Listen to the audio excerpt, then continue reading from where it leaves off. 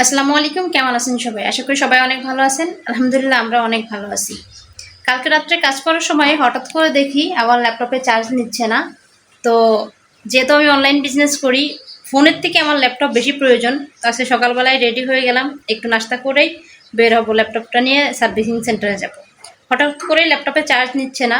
তো দেখে আসি আসলে ল্যাপটপে কি হয়েছে। আন্দাজে উল্টাপাল্টা টিপলে আবার পরে প্রবলেম হইতে পারে। তো সব থেকে বেটার হয় যে সার্ভিসিং সেন্টারে নিয়ে গেলে সঠিক সমাধানটা পাবো। এর জন্য আমি ল্যাপটপটা নিয়ে বেরোবো সকালবেলায়।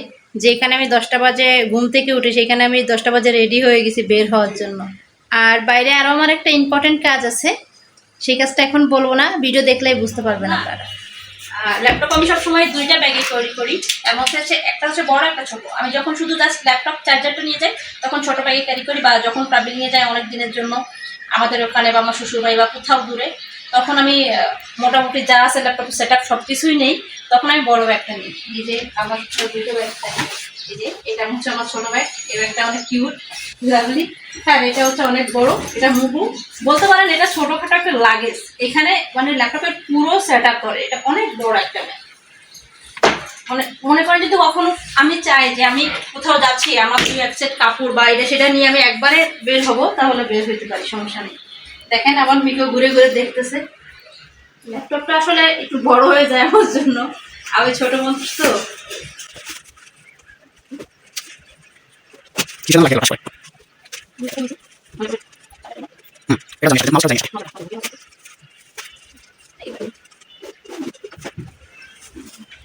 এই যে আমি রেডি। যখন এরকম একটা লুক নিই, মনে হয় নিজেকে একটু কর্পোরেট অফিসার মনে হয়। মনে হয় আমি কোনো চাকরিজীবী, অফিসে যাচ্ছি, এরকম একটা লুক নিয়ে আমি চলে যাই। যদিও আমার নিজের ফিল হচ্ছে যে আমি কর্পোরেট অফিসার বা কর্পোরেট জব করি, কিন্তু আসলে তো আমি কর্পোরেট জব করি না। এর জন্য শুধু আমার এটা নিলে চলবে না, আমার আরো অনেক কিছু নিতে হবে, নিজের হ্যান্ড ব্যাগ এবং প্রয়োজনীয় জিনিসপত্র। দেখে একটা ব্যাগ বের করে নিব। আচ্ছা, আমি এই ব্যাগটা নিয়ে যাবো, কারণ এই ব্যাগটা অনেক ছোট, তো ক্যারি করতে সুবিধা হবে। যেহেতু আমার সাথে আরেকটা বড় ল্যাপটপের ব্যাগ আছে। দেখেন ভাই, আমি গরিব মানুষ, ব্যাগের মধ্যে টাকা করি নাই, 400-500 টাকা আছে। আমি একটু টাকা বের করে নেবো। আমি বলছিলাম ভিডিওতে আগে যে আমার একটা ইম্পর্টেন্ট কাজ আছে, তো সেই কাজে টাকা লাগবে, টাকাটা নিতে হবে।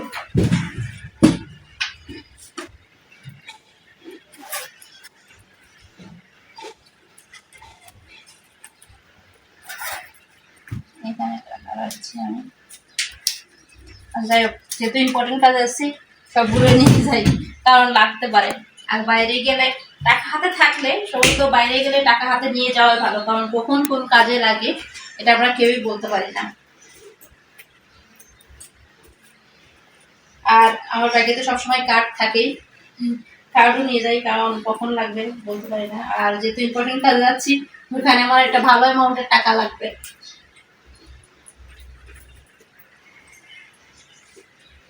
ব্যাগটা সাথে নিয়ে আমি সবার আগে,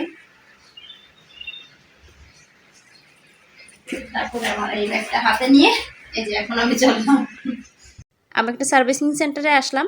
আসার পর আমার ল্যাপটপের যে প্রবলেমগুলো আছে ওটা ওনাদেরকে খুলে বললাম। বলার পর ওনারা বললো, ম্যাম একটু ওয়েট করেন, আমরা দেখতেছি। তো ওনারা চেক করে জানালো যে ম্যাম ল্যাপটপের চার্জারের প্রবলেম মেবি। তো একটা চার্জার ওনারা দিল, দিয়ে দেখলো চার্জ নিচ্ছে কিনা। তো চার্জার লাগানোর পরে চার্জ নিচ্ছে, এবং যে প্রবলেম ছিল সেটা সলভ হয়ে গেছে। আমি আসলে অনেক চিন্তার মধ্যে ছিলাম, বাসা থেকে অনেক চিন্তিত ছিলাম, এই জন্য সকাল সকাল উঠে চলে গেছিলাম যে ল্যাপটপে বড় ধরনের কোনো প্রবলেম হইলো কিনা। কারণ আমার হাতে কিছু টাকা হলে তো আমার ল্যাপটপ মোবাইল কিছু একটা নষ্ট হইতে হবে, কোনো প্রবলেম হইতে হবে, এটা কমন। কারণ আমার হাতের টাকাগুলো কিভাবে নষ্ট করবে আমার লাইফের আশেপাশে যারা আছে বা যেসব জিনিসপত্র আছে সেইখানে ওরা লেগে থাকে। তো যাই হোক, একটা চার্জারের উপর দিয়ে গেছে, বেশি টাকা খরচ হয়নি আলহামদুলিল্লাহ। যে একটা চার্জার কেনার পরে আমার ল্যাপটপের প্রবলেমটা সলভ হয়ে গেছে। সার্ভিসিং সেন্টারে কাজ শেষ করে আমি নাচতে নাচতে চলে আসলাম শপিং মলে। আমার এখানে একটু কাজ আছে, আমি অনেক খুশি, কারণ আমার ল্যাপটপ সাথে খুবই কম টাকা লাগছে, ওইখানে খুবই কম খরচ হয়েছে। তো এই যে দেখতে পাচ্ছেন টেকনোর যে অফিস আছে, আমি ওইখানেই যাব, ওইখানে আমার একটু কাজ আছে। ওদের অফিসে আসার পরে আমি একটা ফোন আনবক্সিং করতে বসে গেলাম। এই যে ওরা কিন্তু আমারে ফোন আনবক্সিং করার জন্য ডাকে নাই, ফ্রিতে ফোন দেবে বিষয়টা এরকমের না, আমি ফোন টাকা দিয়ে কিনতেই আসছি। তো আসলে অনেক খুশি ছিলাম। আর ফোনটা আমি কিনবো আমার ছোট বোনের জন্য। আমার ছোট বোন এবার এসএসসি পরীক্ষা দিছে। আমি ওকে বলছিলাম, তুমি যখন ঢাকায় আসবে এসএসসি পরীক্ষার পর আমি তোমাকে একটা ফোন কিনে দিব। তো এই যে ফোনটাই কেনার জন্য আসছি, যে আর বাসায় নিয়ে যেয়ে ওকে একটা সারপ্রাইজ দিব। ফোনটা আমি বের করতেছি। ফোনটা আসলে অনেক সুন্দর মাশাআল্লাহ। দেখেন একদম দেখতে অ্যাপেলের মতো, খুবই সুন্দর। আমি তো দেখে অনেক খুশি। কারণ দেখেন ফোনের কালারটা এবং দেখতে অনেক সুন্দর, একদম অ্যাপেলের মতো। এটা হচ্ছে গরিবের আইফোন বলতে পারেন।